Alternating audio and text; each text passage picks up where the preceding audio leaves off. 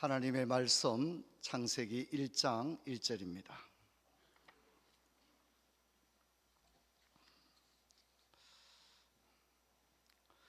한 목소리로 같이 읽겠습니다.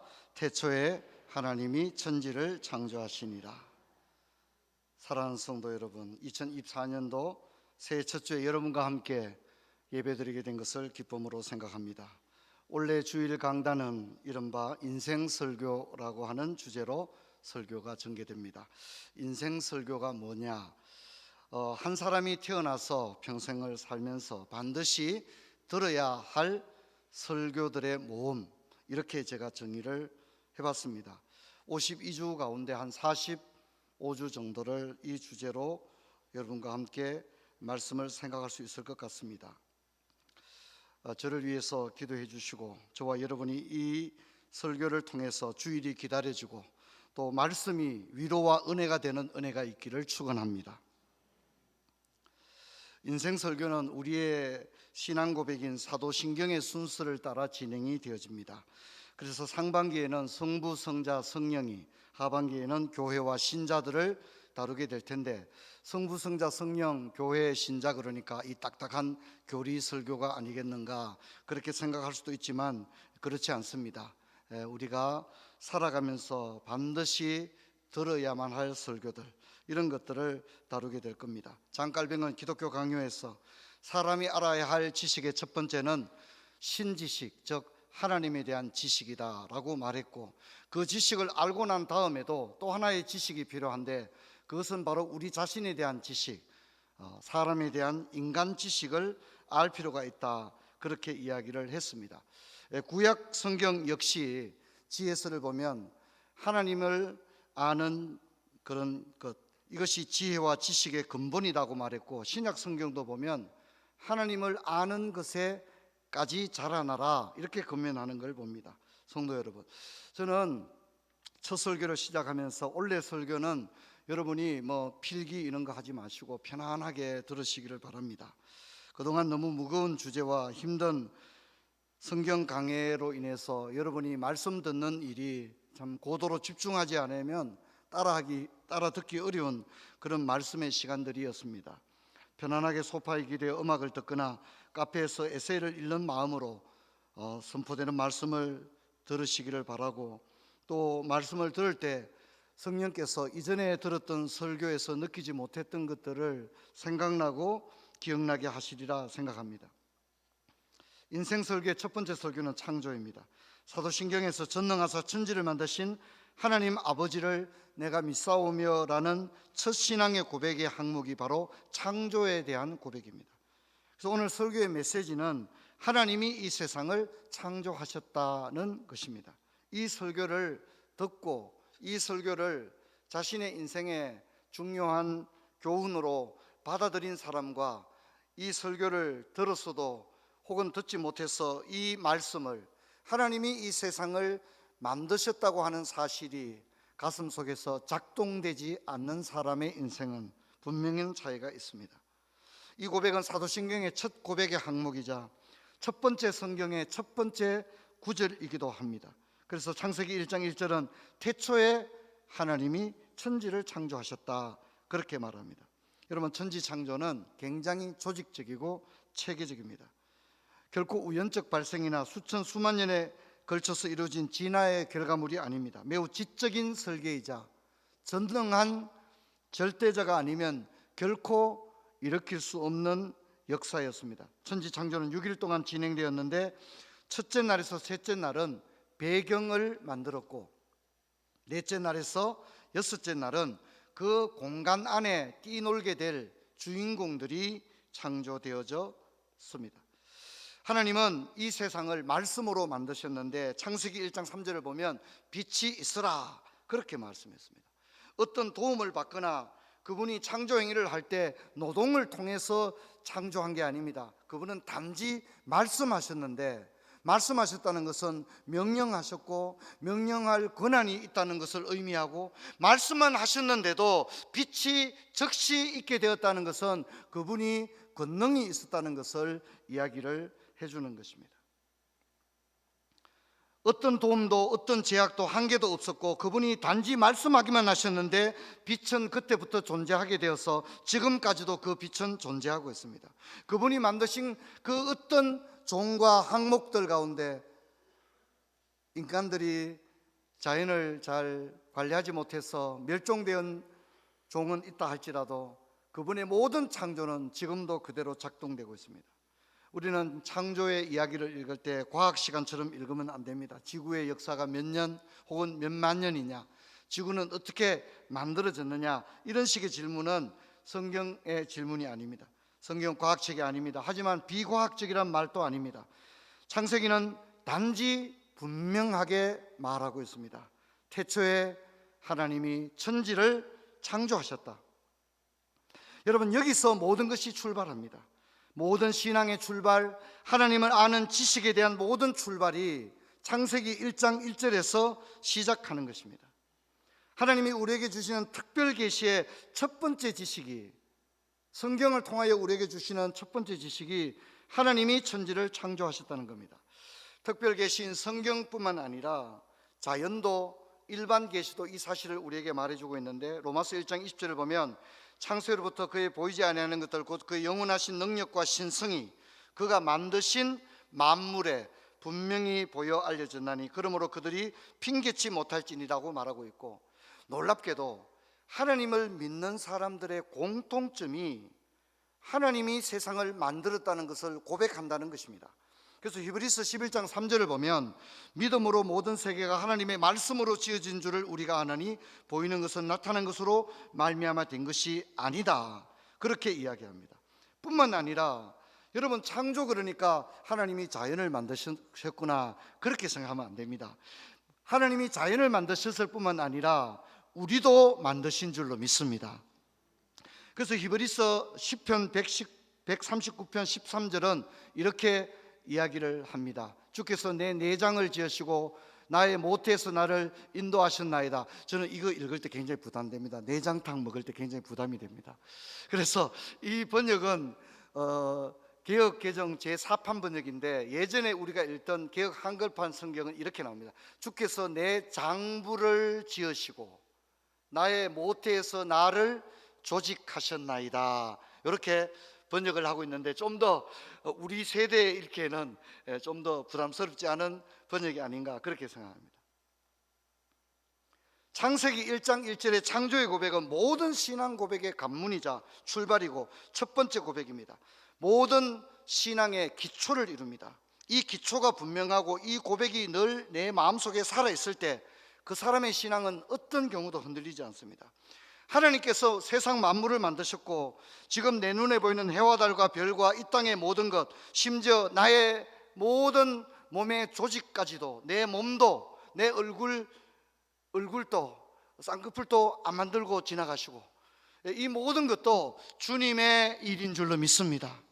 창조가 결코 나와 무관하지 않다는 것입니다. 이 사실이, 아버지께서 나를 만드셨다는 사실이, 아버지께서 만드셨는데 내 몸에 어떤 장기는 좀 약하게 태어날 수도 있습니다. 내 몸에 어떤 영역은 내가 체육 능력이 조금 떨어질 수 있습니다. 그런데 그것도 주님이 경륜 가운데 우리를 지으신 줄로 믿습니다. 그래서 진짜 믿음의 사람은 나의 약함까지도 주님이 내게 주셨다는 것을 겸손하게 받아들일 수 있다는 것입니다. 이것이 얼마나 용기를 줍니까? 우리가 멀리 출타를 했다가 대구로 돌아올 때, 대구 관문으로 진입할 때 여러분 어떤 감정을 느낍니까? 아, 답답하다, 이렇게 되면 대구가 고향이 아닙니다. 대구에 진입할 때에, 대구에 들어올 때 낯익은 대구의 풍경들이 눈앞에 펼쳐질 때 마음이 갑자기 편안해지고 차분해지고 피로가 사라지면 그건 대구가 고향이기 때문입니다. 저는 우리 창조주 하나님을 믿고 살아가고 할 때에 이 창조의 하나님을 믿는 것이 우리에게 위로가 될 줄로 믿습니다. 때로는 내가 외롭지만 저 해와 달과 별도 내 아버지께서 손으로 만드신 것이고, 계절의 변화도 우연이 아니라 하나님이 내 삶 가운데 이 계절의 변화를 누리며 살아가도록 하나님께서 만들고 설계하셨고, 날아다니는 새들도 피어나는 꽃들도 다 우연의 결과가 아닌 내 아버지 하나님의 작품이며 나 또한 그 창조의 피조 가운데 한 명으로 살아간다는 사실이, 여러분, 우리는 결코 우주의 낯선 혹성에 버려진 어린 왕자들이 아니라 우리 하나님 아버지께서 설계하시고 만드신 모든 자연의 피조들 가운데 우리 또한 한 피조로서 살아간다고 하는 사실이 한없는 위로와 평강을 주는 줄로 믿습니다. 다윗도 그래서 이런 하나님을 찬양했습니다. 제가 에베레스트 베이스 캠프에 갈 때 너무너무 놀라운 광경을 올드 팅그리라고 하는 뷰 포인트에서 해발 5,500m입니다. 근데 거기에 올라갔는데 너무너무 놀랐습니다. 8,000m 이상의 히말리아의 8,000m 이상의 24개의 그 고봉들이 한눈에 파노라마로 펼쳐지는데 너무나도 아름다웠습니다. 저는 많은 사람들은 그것에 사진을 찍고 있었지만 저는 그 순간에 그냥 있을 수가 없었습니다. 주 하나님 지으신 모든 세계를 불렀는데 모든 사람이 저를 보더라고요. 근데 저는 불러야만 했습니다. 그 순간에 내가 할 수 있는 일은 이 창조의 하나님을 입을 열어 찬양하는 것이 너무 중요했기 때문에 해발 5,500m에서 노래를 부르는 것은 거의 정신 나간 일입니다. 산소가 희박하기 때문에 숨도 쉬기 힘든데 있는 힘을 다해서 심장이 터질 것처럼 고도의 압박감을 느끼면서도 제가 힘을 다하여 그 찬양을 불렀습니다. 여러분, 우리는 창세기를 통하여 창조의 절정이 사람을 만드는 일이었다는 사실을 알아야 됩니다. 이 과정에서 최고의 찬사와 감탄이 터져나옵니다. 6일째 하나님은 사람을 만드셨는데 창세기 1장 31절을 보면 하나님이 지으신 그 모든 것을 보시니 보시기에 심히 좋았다, 그렇게 이야기를 하고 있습니다. 또한 하나님이 보시기에 좋았을 뿐만 아니라 피조된 존재들 가운데 아담이 첫 번째 창조의 감탄을 표하게 되는데 창세기 2장 23절을 보면 아담이 이르되 이는 내 뼈 중에 뼈요 살 중에 살이다, 그렇게 노래합니다. 남자와 여자의 창조는 창조의 절정인 줄로 믿습니다. 근데 여러분 아셔야 하는 것은 하나님이 아담과 하와를 만드는 데서 끝나지 않았다는 겁니다. 창조가 거기서 끝난 게 아닙니다. 남자는 그 부모를 떠나 그 아내와 합하여 한 몸을 이룰지니라라고 하는 가정의 설립까지가, 가정이 설립되어지는 것까지가 창조의 마감이 되어지는 것입니다. 여러분, 우리는 창조의 절정입니다. 우리를 만드셨을 때 하나님은 심히 좋아하셨습니다. 우리를 지으신 하나님은 보시기에 심히 좋았고 여자와 남자를 만드시고 가정을 설립하셨습니다. 창조기사를 다루는 1장과 2장에는 어떤 정치, 경제, 사회, 문화가 전혀 안 나옵니다. 국가, 교회 안 나옵니다. 그런데 놀랍게도 천지 창조를 리포트하는 1장과 2장에 유일한 기관, 유일한 조직, 유일한 공동체가 나오는데 그것은 가정이라는 것입니다. 가정은 최초의 학교요, 최초의 교회요, 최초의 사회인데 이것은 창조의 마지막 완성을 의미하는 것이었습니다. 하지만 우리 시대는 마지막 시대여서 창조의 기초를 부정하고 있습니다. 우리는 남자와 여자로 태어났고 한 몸인 가정을 이루게 되었습니다. 이것은 창조의 섭리이자 역사입니다. 이것은 하나님에 대한 최고의 순종이자 피조된 인간으로서 창조주 하나님에 대한 소명입니다. 하지만 오늘 결혼은 개인의 선택으로 받아들여지고 있고 출산도 개인의 선택으로 받아들여지고 있습니다. 저는 이번 주에 너무 가슴 아픈 뉴스를 들었습니다. 영국 감리교회에서, 감리교회는 영국에서 요한 웨슬레가 처음으로 만든 교단인데 영국 감리교회에서 영국 감리교회는 더 이상 남편과 아내라는 단어를 사용하지 않기로 했다는 결의를 했습니다. 영국 국가가 한 게 아니라 어디가 했다고요? 교회가 남자와 여자라는 남편과 아내라는 단어를 쓰지 않기로 했다, 그렇게 결의를 했다는 겁니다. 왜 그렇습니까? 동성애의 마지막 끝을 그 나라들은 이미 우리들에게 보여주고 있는 겁니다. 성경에 분명히 남자와 여자가 있고 둘이 한 몸을 이루고 남편과 아내가 성경에 369번 등장합니다, 그 단어가. 그런데 이제 그 단어를 쓰지 않으면 그러면 성경을 어떻게 읽겠다고 하는지 저도 영국에 가면 한번 물어보고 싶습니다. 여러분, 우리 시대가 지금 하나님의 창조의 하나님을 완전히 거부해 버리는 겁니다. 미국의 자동차를 만드는 회사에서 AI 로봇이 오작동을 일으켜서 근로자를 죽였다는 뉴스를 들었습니다. 이런 일이 일어나고 있는 것입니다. 여러분, 우리 시대는 창조 질서와 경륜을 온몸으로 거부하는 시대입니다. 혹시 여러분도 그렇습니까? 여러분의 자녀는 어떻습니까? 여러분의 마음에, 여러분의 자녀의 심장에 창세기 1장 1절이 분명히 작동되기를 주의 이름으로 축원합니다. 축원합니다.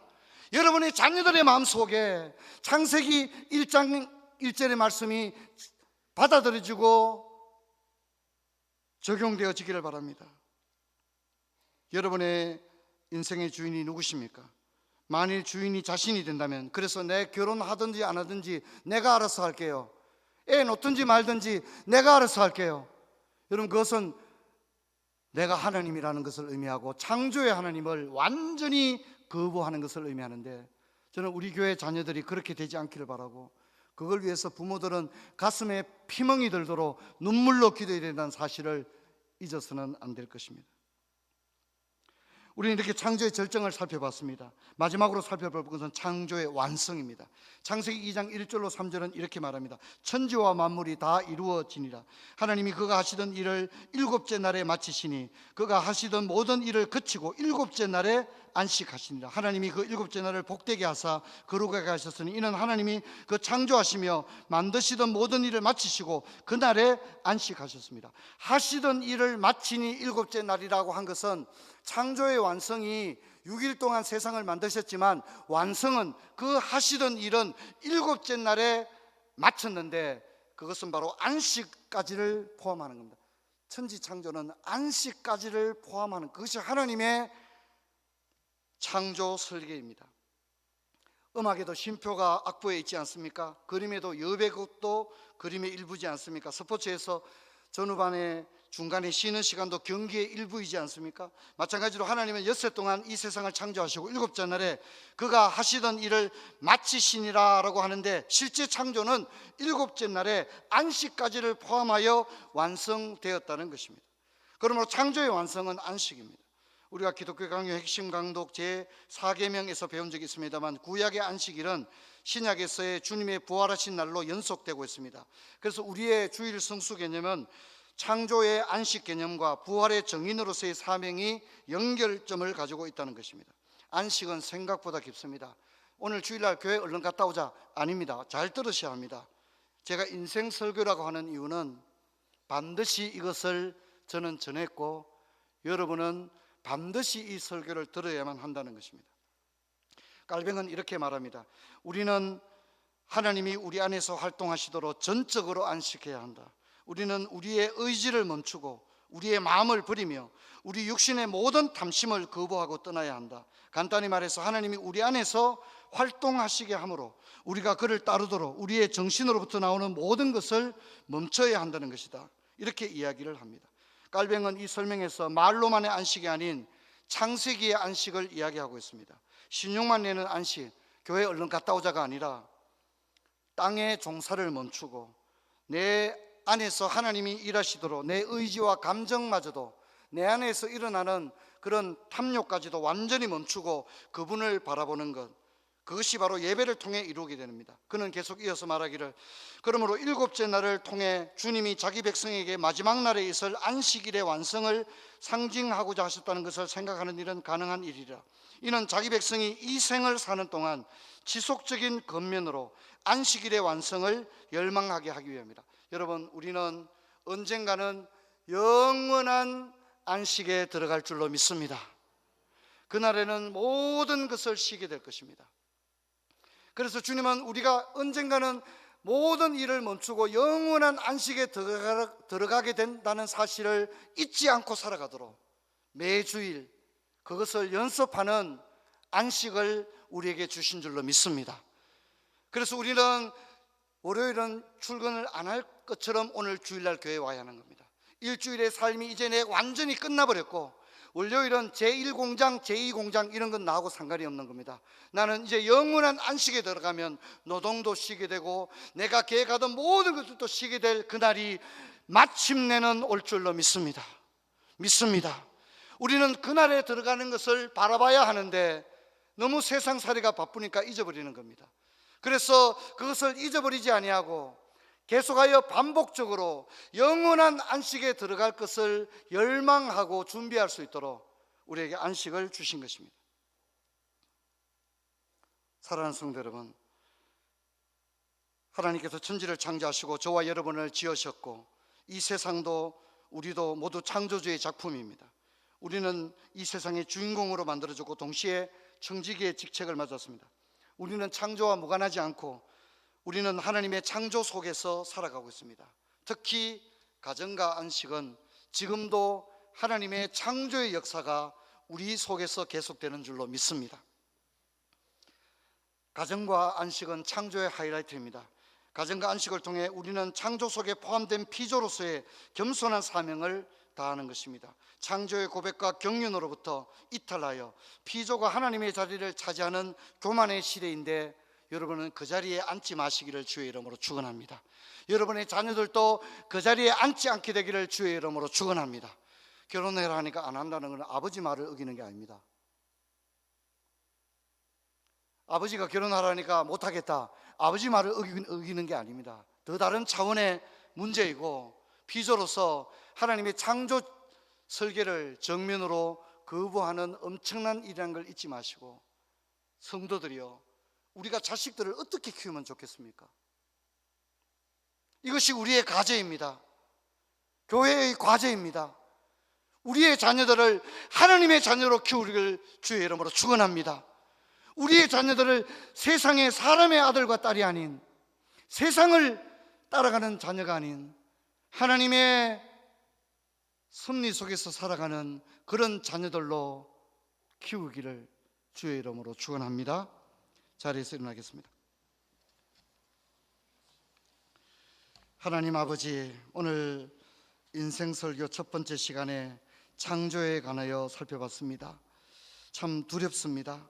창조의 하나님, 우리는 단지 피조에 지나지 않는데 우리가 하나님의 자리에 앉아서 하나님의 창조를 비웃고 그 질서를 이탈하고 있습니다. 주여, 우리를 용서하여 주옵소서. 우리 교회와 온 자녀들이 하나님의 창조의 신앙 안에 겸손히 서게 하여 주옵소서. 주 예수 그리스도 이름으로 기도하옵나이다. 아멘.